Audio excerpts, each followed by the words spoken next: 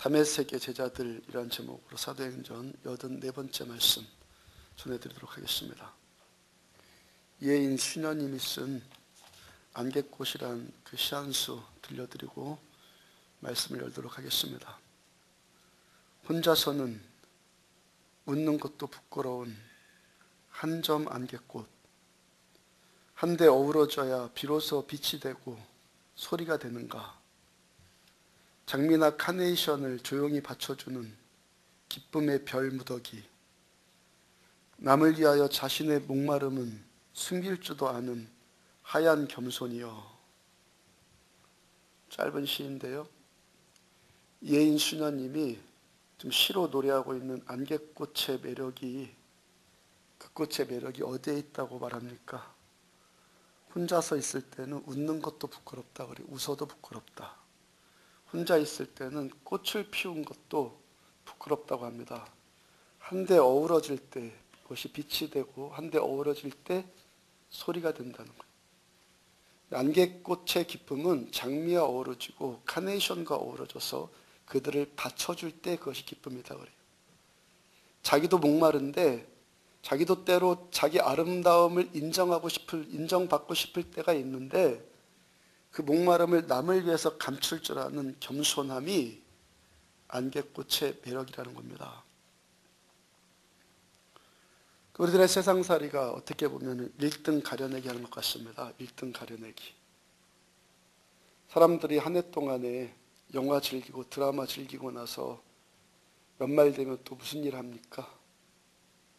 남우주연상, 여우주연상 뽑으면서 1등 가리기 하잖아요.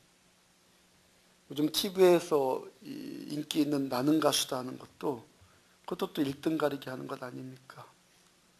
운동 경기하는 것도 1등 가리기 하는 것이고, 축구 같은 경우에는 그냥 비기면 끝내면 되는데 그거 끝내지 않고 승부차기 갖고 1등 가려내잖아요. 이번 주에 총선이 있는데요, 이 일도 어떻게 보면 1등 가리기 하는 것 아닙니까?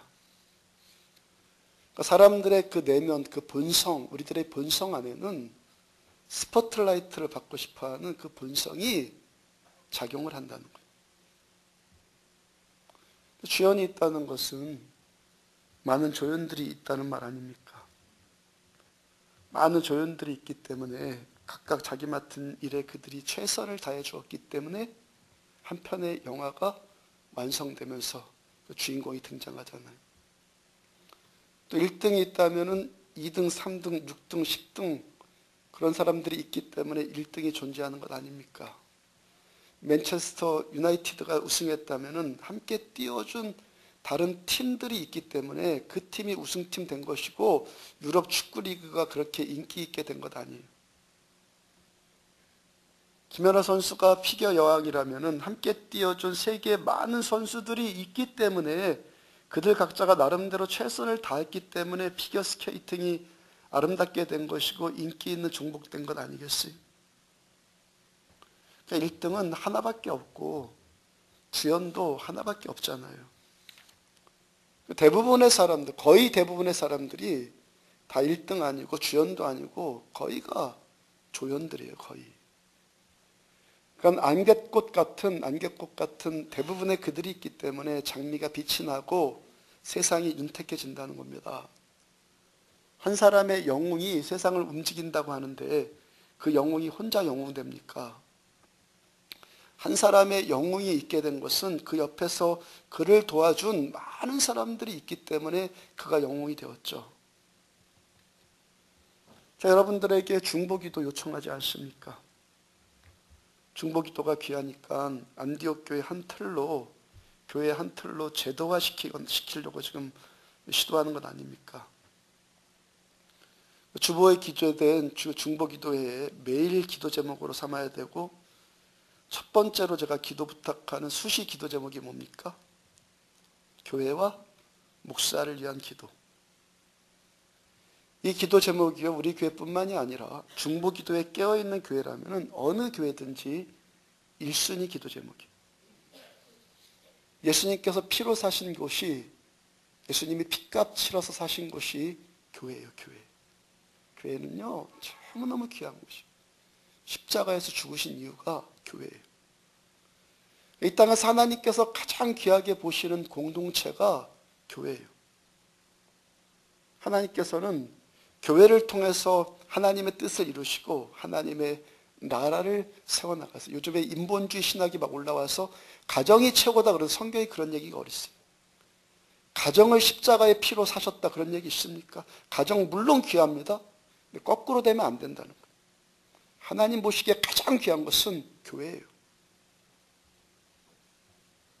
그래서 교회를 통해서 은혜 받고, 교회 통해서 회복받고, 교회 통해서 하나님의 말씀을 전해드려요. 그러므로 내가 은혜 받기를 추구한다, 내 삶이 윤택하기를 추구한다는 사람은 당연히 교회를 위해서 기도하셔야 돼요. 그 다음 기도 제목은 목사를 위한 기도예요. 우리가 하나님께서 원하시는 교회 세우기를 추구한다면, 원하시는 교회를 추구한다면 하나님께서 원하시는 목사가 있어야 돼요. 성경 창세기 아브라함 때부터 요한계시록의 요한 사도까지 하나님께서 한 시대의 영성을 주도해 나가는 일에는 항상 한 사람의 종을 세우고 그를 통해서 하나님의 일을 이루어 나가셨어요.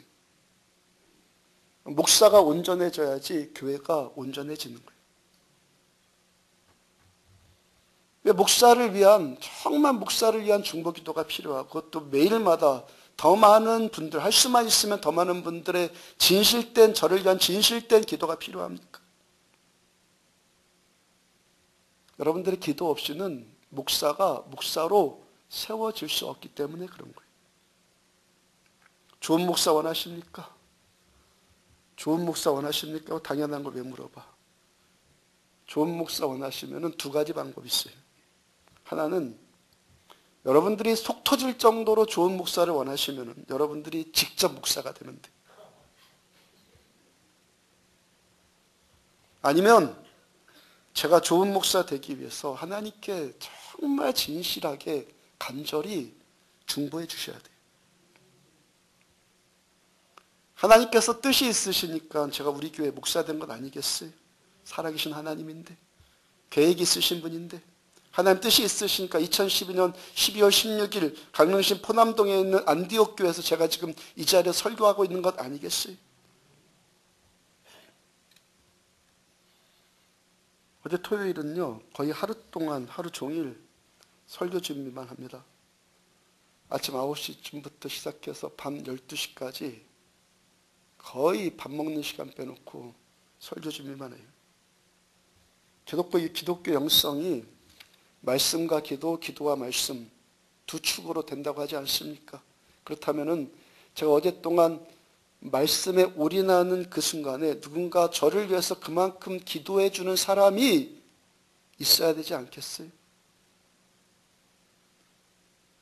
그 토요일 날은 제가 세 구역의 중보기도 부탁한 것이고, 다른 것보다 주일 예배를 위해서, 주일날 말씀 전할 저를 위해서 더욱 기도해 달라고 제가 부탁드린 거예요. 설교 준비하다 보면은 어떨 때는 지금 이 내용에 필요한 적합한 단어가 필요한데 그 단어가 떠오르지 않을 때가 있어요. 피곤하면 생각이 잘 안 나잖아요. 조금 아까 제가 기도회를 제도화 시켰다고 그랬는데 제도화라는 단어도 어제는 생각이 안 나더라고요. 그 부분 설교 준비하는데 이 제도화라는 단어가 영 떠오르질 않아요. 뭐 하겠어요? 기도하죠. 주님, 이렇게 적합한 단어 생각나게 해주세요. 그 기도하고 나면은 또 희한하게 또 주님께서 떠오르게 해주세요. 또요, 하루 종일 피곤함 때문에 집중력 떨어지는 그것과 싸움을 벌여요. 이럴 때 여러분들 말씀이 떠오르지 않잖아요. 말씀이 안 떠오르면은 여러분들 목사에 대해서 좀 알아야 될 것 아니겠어요? 말씀이 떠오르지 않으면 이 목 뒤쪽 어깨 근육과 혈관이 딱딱하게 굳는 느낌이 들어요. 이럴 때 누군가 저를 위해서 함께 기도해 주는 사람이 있고, 그런 분들이 더 많이 있으면은 이 말씀들, 이 단어들이 더 풍성하게 되지 않겠어요?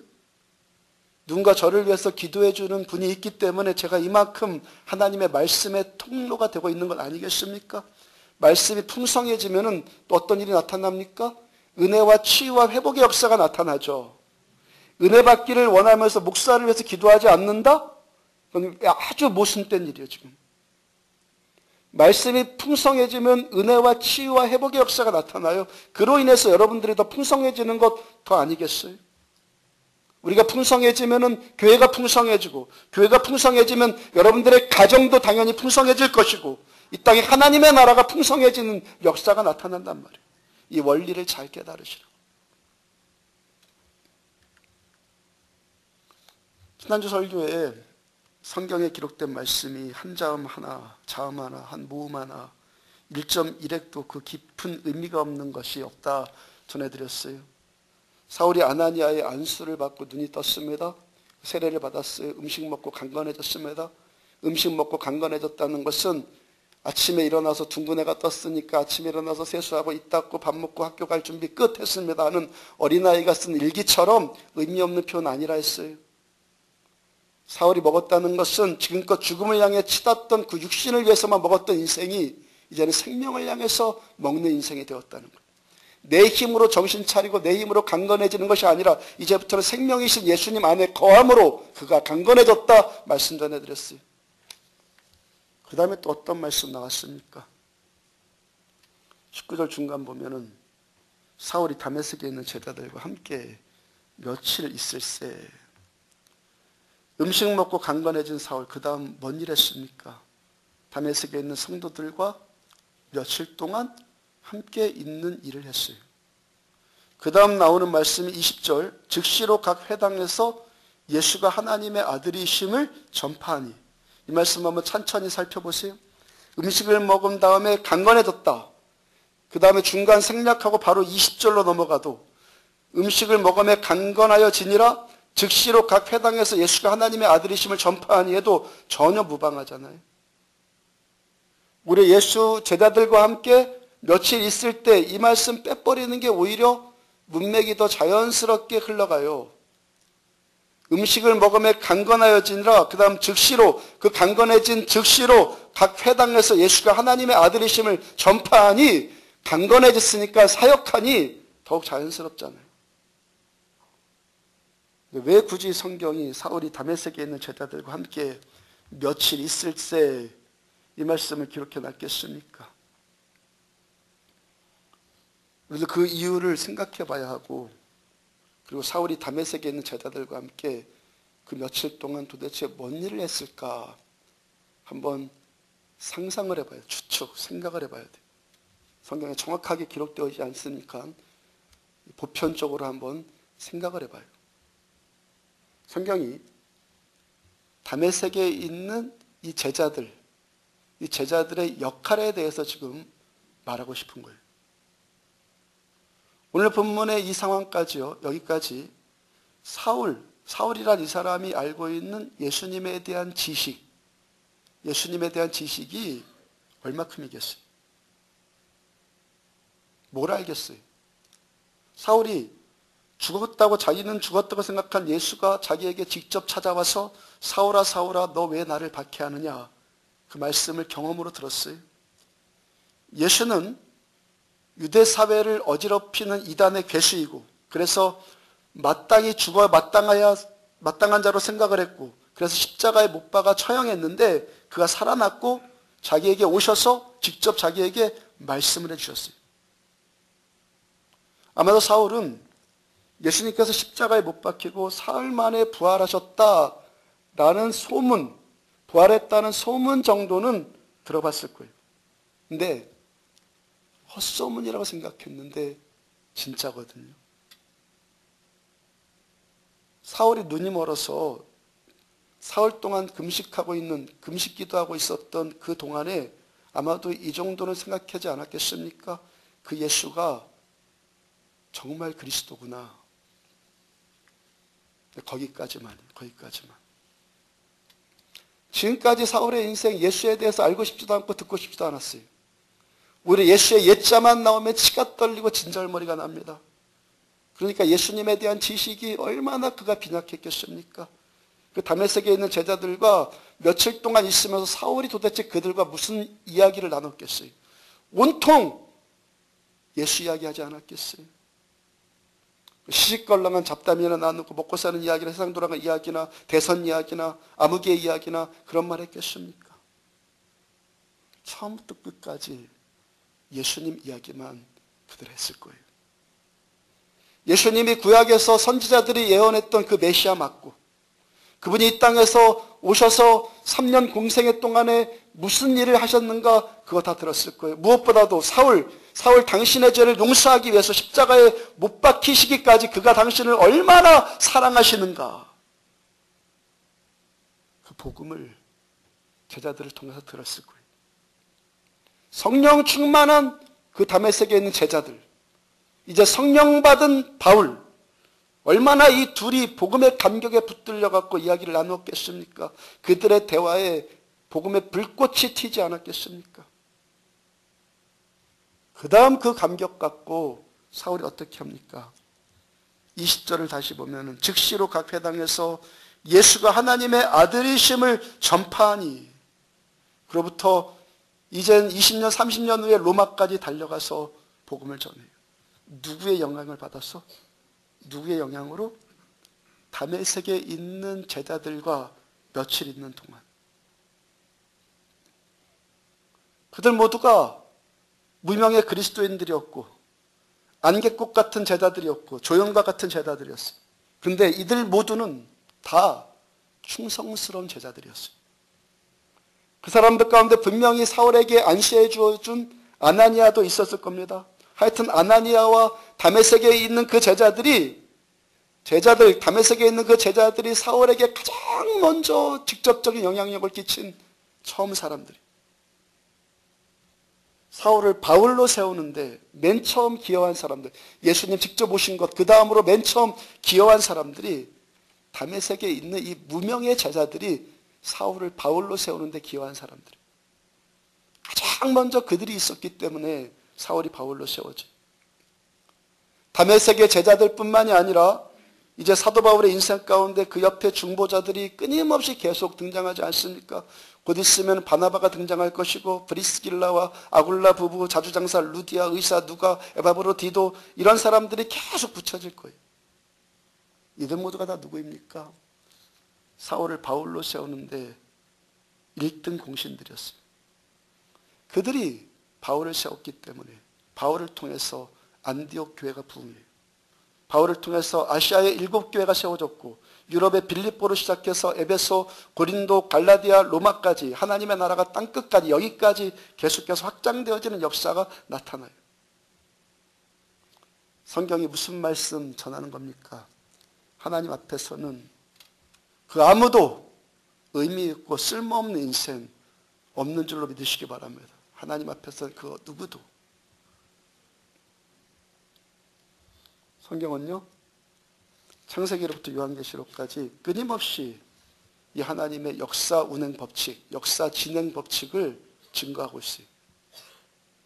믿음의 시조인 아브라함 때부터 이 사실을 증언합니다. 처음 때부터 창세기 15장 2절과 3절 보면은 나는 자식이 없사오니, 아브라함 얘기하는 거예요.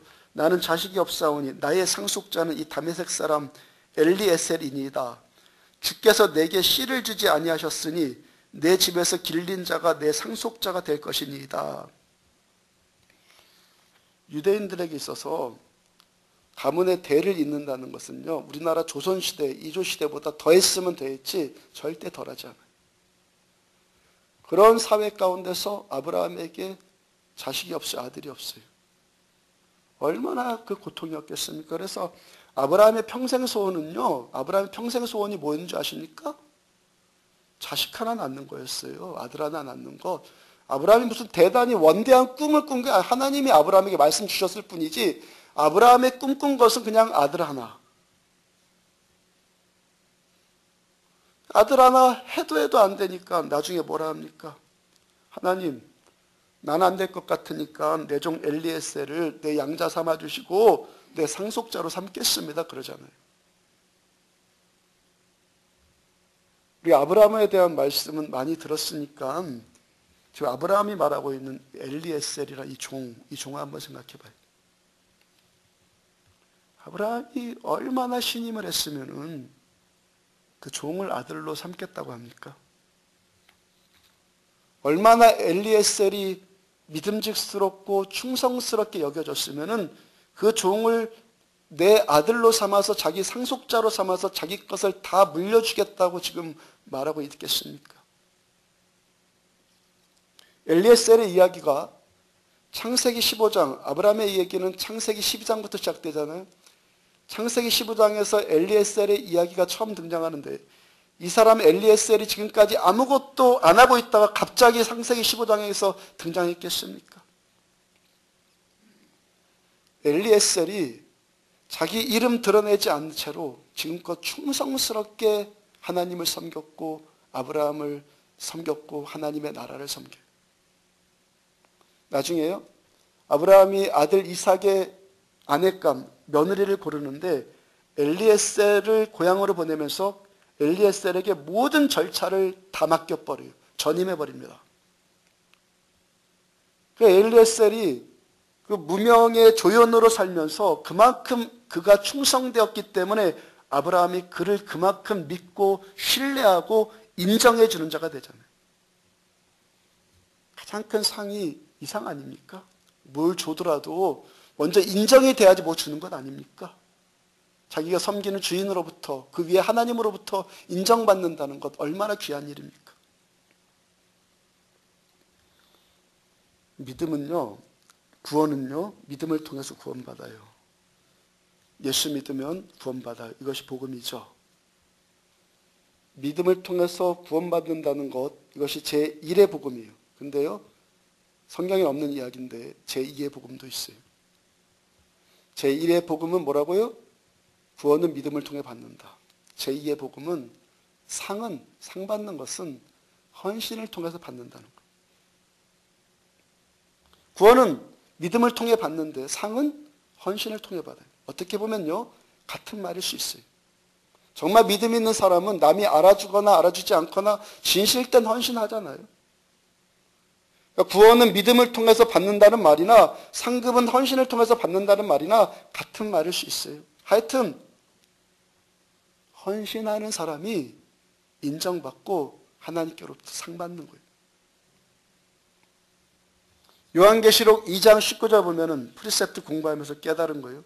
요한계시록 2장 19절을 보면은 내가 하나님이 내 사업, 너의 사업과 우리들의 사업과 너의 사랑, 믿음, 섬김, 인내를 아나니 내 나중 행위가 처음 것보다 많도다. 주님께서 네 마음을 안다 말하지 않아요. 내 행위를 안다. 우리 그렇잖아요. 주님 내 마음 아시죠? 아니, 주님은 뭐라 말씀하세요? 너의 행위를 안다. 그리고 이 행위를 안다는 이 말씀은요, 요한계시록의 아시아의 7개 모든 교회들마다 다 말씀하신 거예요. 교회들마다 주님께서 다 말씀하신 것인데 나는 너의 행위를 알고 있다. 내 마음 아시죠? 이건요, 초등학생도 말할 수 있는 것 아니에요. 주님은요, 우리의 행위를 보시고 너의 행위를 알고 있다 말씀하세요. 그리고 그 행위에 따라서 우리들에게 상 주시겠다고 주님이 약속하셔요. 누가 약속하신다고요? 주님이 성경 말씀에 그렇게 기록되어 있어요. 우리가 하나님의 관계를 두 가지 차원에서 이해해야 돼요. 하나님과 나와의 관계를. 성경은, 신앙은 관계 맺기 아닙니까? 관계 맺기. 하나님과 내가 관계 맺기. 이 관계를 맺는 데는 두 가지 차원을 이해를 해야 돼요. 하나는 하나님과 나의 가족적인 관계. 또 한 가지는 도구적인 관계예요. 두 가지가 다 작용을 하는 거예요. 하나님과 내가 가족적인 관계, 그리고 하나님과 내가 도구적인 관계. 가족은 어떻습니까? 일 잘하고 못하고 따지지 않아요. 그저 내 자식이니까 마땅히 베풀어야 될 것들 다 베풀어줘요. 우리가 하나님의 자녀가 되면은 그 사실 하나만으로 하나님의 모든 은혜들이 우리들한테 공급돼요. 하나님의 자녀가 되어서 구원받았으니까 영생의 구원을 얻었죠. 이 시간 예배를 통해서 말씀을 통해서 모두가 같은 은혜가 지금 내려오고 있어요. 누구는 들어라, 누구는 듣지 말아라. 그렇습니까? 하나님의 생명의 약식 말씀은 모든 사람이 다 들을 수 있는 특권이 주어졌어요. 지난주 금요 심야 기도회 때요, 질병 치유받는 분들이 여러 분 있었어요. 치유받는 분들이 특별해서 그 은혜 받는 건 아니란 말이에요. 그 하나님의 자녀이기 때문에 내 자녀가 지금 하나님의 자녀가 고통스럽고 내 고통을 하나님께서 치유해 줄 수 있는 사랑과 능력을 내가 믿기 때문에, 믿고 구하기 때문에 하나님이 고쳐주시는 거예요. 내가 뭐 특별히 뭘 잘했거나 뭐 특별히 잘났거나 그렇다고 해서 치유가 나타나는 것이 아니에요. 내 자녀니까 하나님이 치유의 구원을 그에게 주시는 거예요.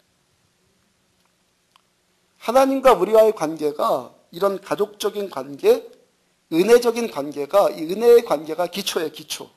그 다음에 또 한 가지, 그 기초 위에 또 한 가지 세워지는 관계가 무엇이 기초라고요?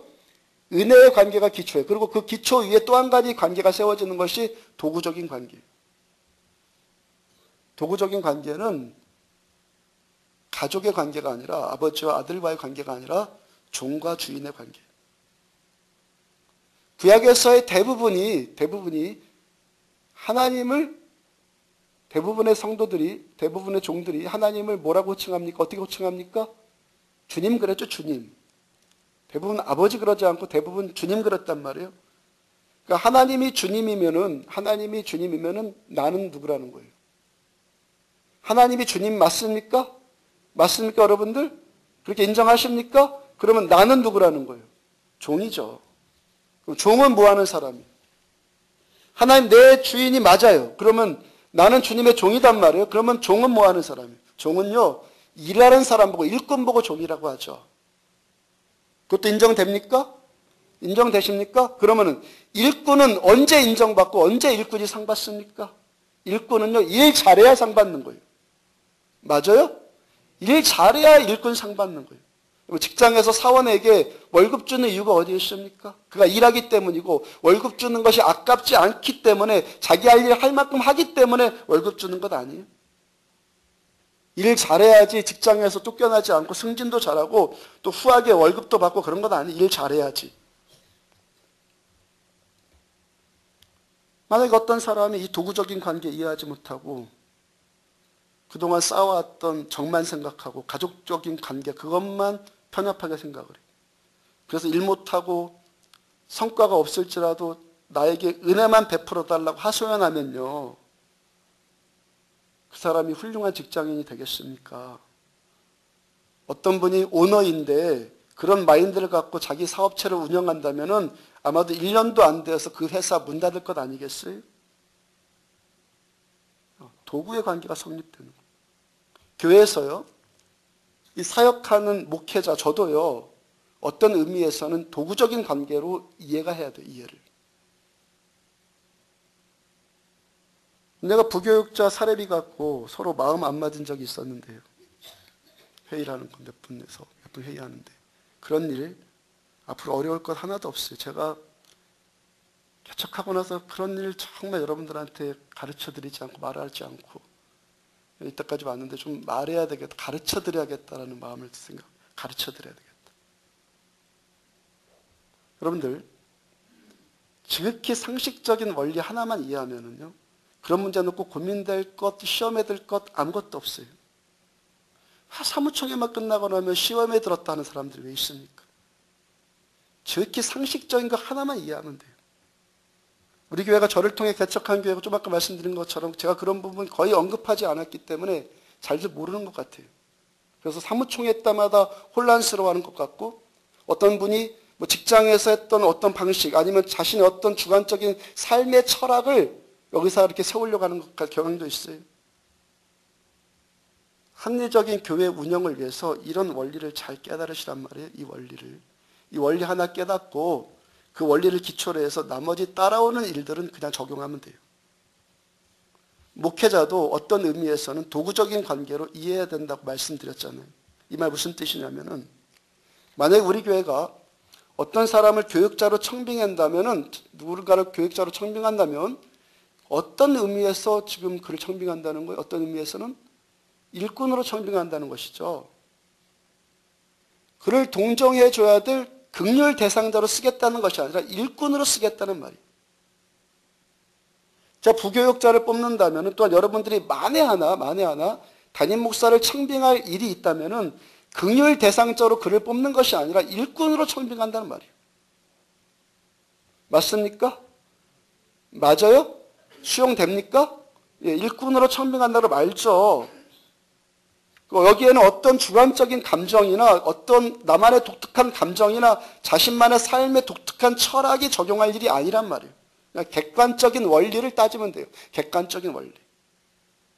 객관적인 원리요? 아주 쉬워요. 단순해요. 객관적인 원리가 뭐예요? 일꾼은 써보면 안다는 거예요. 고린도전서 4장 2절. 그리고 맡은 자들에게 구할 것은 무엇이니라? 충성이니라. 성경이 얼마나 단순하게 그 해답 가르쳐주고 있습니까? 맡은 자들에게 구할 것은 충성이다. 일 맡겨봤더니 맡은 자가 충성한다. 그럼 어떻게 하라는 겁니까? 충성하는 그만큼 대우해주면 된다는 거예요. 근데 기본적으로 해야 될 일도 안 하고 기본적으로 지켜야 될 그 기본도 못 지키고 올해나 잘하나 내년에나 잘하나 기다려줬더니 여전히 그 모습이고 그럼 어떻게 해요? 그만큼밖에 대우해 줄 수밖에 없죠. 이렇게 하는 것이 뭡니까? 상식이라고 상식. 교육자라는 자리가 무슨 뭐 철밥통 같이 공무원처럼 대하는 자리가 아니에요. 1년 지나면 뭐 조금씩 올려주고 아니면 뭐 조금씩 올려주면 사람 다루고 그런 게 아니란 말이에요. 동정으로 대할 것도 아니고 어떤 한 사람의 주관적인 생활 방식이나 어떤 주관적인 경험이나 그런 것으로 대할 것도 아니에요. 어떻게 하면 된다고요? 맡은 자에게 구할 것은 충성이니라. 그 말씀대로 하면 되는 거예요. 여러분들이 저를 대할 때도 제가 목사 같지도 않고 다들 게으르고 그저 그렇게 목회하고 그러면 그 정도만 대우해주면 되는 거예요. 제가 목사로서 어디 내놓기도 부끄럽고 것 같고 누추해 보이고 뭐 성도들 눈치나 보면서 일하고 그래서 여러분들에게 은혜를 받는 처지이고 여러분들에게 동정만 사는 처지라면은 그만큼 대우해주면 된단 말이에요. 제가 하는 만큼 대우해주면 되는 거예요. 이게 뭐라고요? 도구적인 관계. 그 다음에 제가 여러분들 대할 때도 마찬가지. 담임 목사의 입장에서 헌신된 사람에게 한 가지 일 더 맡기고 충성된 사람에게 더 중요한 일 맡기는 것 당연하죠. 이 원리가 성경 어디에 나옵니까? 마태복음 2장 25장에서 어디에 나와요? 달란트 원리예요. 예수님이 직접 말씀하신. 한 달란트 맡겼더니 이 사람 주인 눈치만 살살 보면서 게으르면서 아무것도 안 하니까 그 한 달란트까지 뺏어버려요. 뺏어버린다고요. 2달란트 맡겼더니 2달란트의 이윤을 남겼어요. 그러니까 어떻게 합니까? 2달란트를 더 줘요. 주님이 돈 가지고 살 사람 다루려고 하는 것이 아니라 2달란트를 더 주신다고요. 5달란트 맡긴 사람이 5달란트를 남겼더니 5달란트를 또 다 주세요. 이렇게 하는 것이 뭐예요? 예수님의 경제 원칙이고 교회 사역의 원리이고 도구적인 관계란 말이에요. 오늘 설교 주제에 관련해서 사역의 원리를 말씀드리고 있는 거예요. 2013년을 새롭게 시작하고 준비하는 이 시점에서 사역의 기본 원리가 무엇이냐 그걸 지금 여러분들한테 가르쳐 드리는 거예요. 예수님의 십자가의 사랑 안에서 은혜의 관계, 가족적인 관계 그거 기본이에요. 서로 사랑하고 품어주고 아껴주고 은혜를 대해주고 이거 우리가 항상 추구해야 될 기본이죠. 근데 사역의 원리, 충성 헌신의 원리에는 도구적인 관계를 적용해야 되는 말이에요. 교회는요, 이 가족의 원리, 그 다음에 도구의 원리, 이 둘이 적절하게 균형과 조화를 잘 이루어야지 건강한 교회로 세워지는 거예요. 일꾼 대하면서 못하면 안 주고, 반대로 잘하면 더 주고, 더 인정해주고, 이게 누구의 방법이에요? 예수님의 방법이에요. 교회는요, 예수님처럼 하는 곳이에요. 여러분 상 받고 싶고, 인정받고 싶으면 어떻게 하면 됩니까? 인정받고 상 받고 싶으면 어떻게 하면 돼요? 맡은 자에게 구할 것은 충성이니라. 아주 간단해 주님을. 내가 성실하고 겸손하게 진실되게 주님께 충성하면 되면 주님이 우리를 인정해 주시는 거예요. 이 도구적인 관계의 기초가요. 하나님과 우리와의 관계에서 이미 성립이 되어 있단 말이에요. 주인과 종의 관계, 주인과 일꾼의 관계. 이게 뭐예요? 도구적인 관계. 예수님이 먼저 자신을 종으로 여기셨어요. 빌립보서 2장 7절을 보면은 오히려 자기를 비워 종의 형체를 가져 사람과 같이 되셨고, 마가복음 10장 44절 너희 중에 누구든지 으뜸이 되고자 하는 자는 모든 사람의 종이 되어야 하리라. 으뜸되고 인정받고 내가 상 받기를 원한다면은 먼저 뭐가 되라? 종이 되라. 그 다음 45절 인자가 온 것은 섬김을 받으려 함이 아니라 도리어 섬기려 하고 자기 목숨을 많은 사람의 대속물로 주려 함이니라. 예수님 먼저 종으로 오셨고, 주님 그 종의 사명을 우리가 잘 감당했을 때 하나님께서 예수님께 모든 이름 위에 뛰어난 이름을 주셨다고 성경이 증언하잖아요. 이러므로 하나님이 그를 지극히 높여 모든 이름 위에 뛰어난 이름을 주사. 빌립보서 2장 9절. 이것이 하나님이 기뻐하시는 도구의 원리이고 사역의 원리이고 일꾼의 원리이고 헌신의 원리이고. 일을 맡겨놨더니 아무도 알아주지 않을지라도 겸손하고 성실하게 자기가 맡은 일에 최선을 다해. 자기 위치 망각하지 않고 남의 자리 갖고 시기 질투하지 않고 이러쿵저러쿵 참견하지도 않아요. 일도 하지 않으면서 인정받으려고 하지 않아요. 그래서 겸손한 사람의 생활 태도는요, 자기 분수를 지켜요. 그렇지만 나에게 맡겨진 그 일에는 목숨 걸고 성실해요. 누가 알아주건 알아주지 않건 자기 분수 지키고 자기 위치를 알아서 자기가 맡은 그 일에만 최선을 다하고 맡은 그 자리에 끝까지 충성을 다한단 말이에요. 이 사람이 어떤 사람이에요? 상 받는 종. 요한계시록 2장 10절 중간에 보니까 내가 죽도록 충성하라. 그리하면 내가 생명의 관을 너에게 주리라. 그리하면 내가 생명의 관을 주리라. 생명의 관, 상급을 얻고 싶다면, 인정받고 싶다면 어떻게 하면 된다는 거예요? 내가 죽도록, 언제까지? 죽을 때까지 충성해라. 아멘이신가 여러분들? 아멘 하시기를 축복합니다. 너 인정받고 너 상 받고 싶으면 너 죽을 때까지 나에게 충성해라. 주님과 달란트 원리 말씀하시는 것에서 한 가지 잘 놓치는 것이 있어요. 달란트 비유, 어떤 비유인지 신앙생활 좀 하시면 다 아시죠?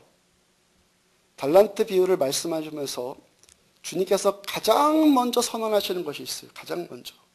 마태복음 25장 14절 달란트 비유 첫 번째 말씀이에요.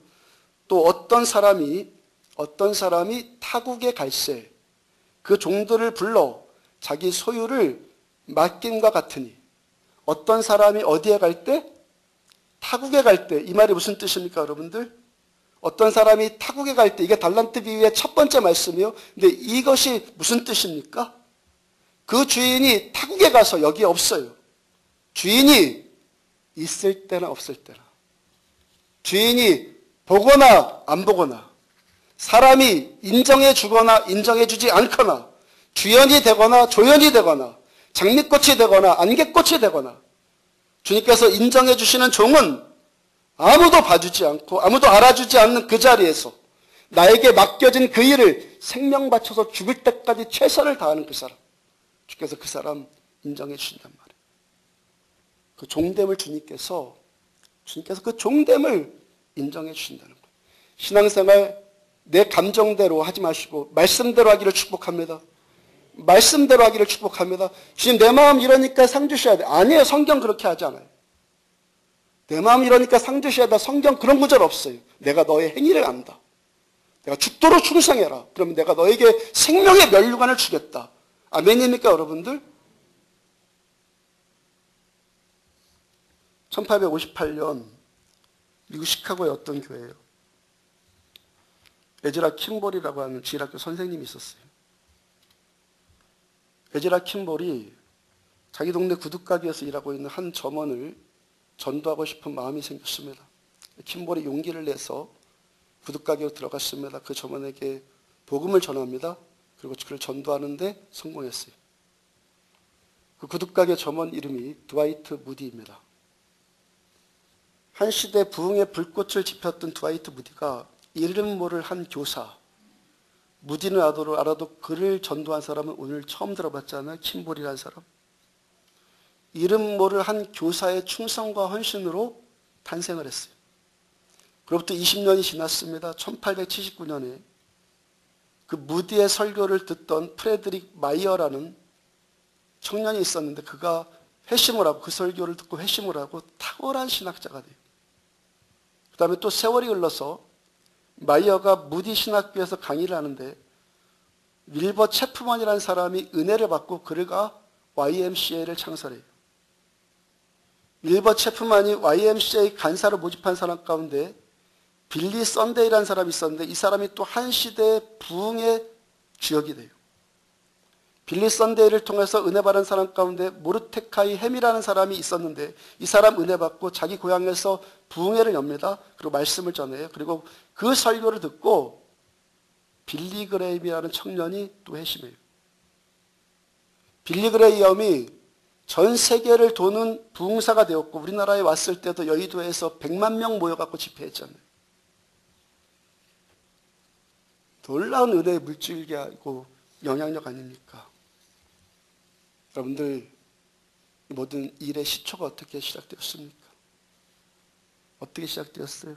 150년 전에 드와이트 무디를 전도하기 위해서 자기에게 맡겨진 그 교사의 사명에 최선을 다한 에즈라 킴볼이라는 한 무명의 주일학교 선생님을 통해서 그 복음의 영향력이 나타나지더라는 거예요.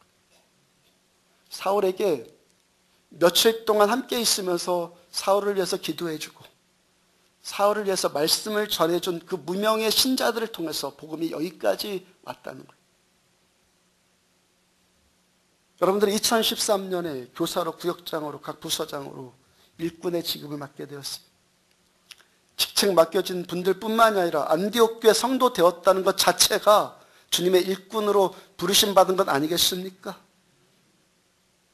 교회 성도로 부르심 받았다는 것이 우리가 주의 종 되었다는 것 아니에요. 이 성도됨의 본분을 다할 때 주께서 또 우리들에게 또 일꾼으로 어떤 직책을 또 주시지 않겠어요? 십자가에서 죽기까지 우리들을 사랑하여 주시고 구원하여 주신 하나님의 그 은혜가 얼마나 놀랍고 큽니까? 주께서 우리들에게 직분 맡겨주면서 뭐라고 말씀하십니까? 맡겨진 자들에게 구할 것은 오직 충성이니라. 내가 죽도록 충성하라. 죽을 때까지 충성하라. 그리하면 생명의 관을 내게 주리라. 여러분들 이 일꾼됨에 주께서 말씀하여 주신 이 일꾼됨의 겸손함, 이 일꾼됨의 성실함이 주님께 인정받아서 여러분들의 그 충성에 어울리는 하늘의 상급이 임하기를 주의 이름으로 축복합니다.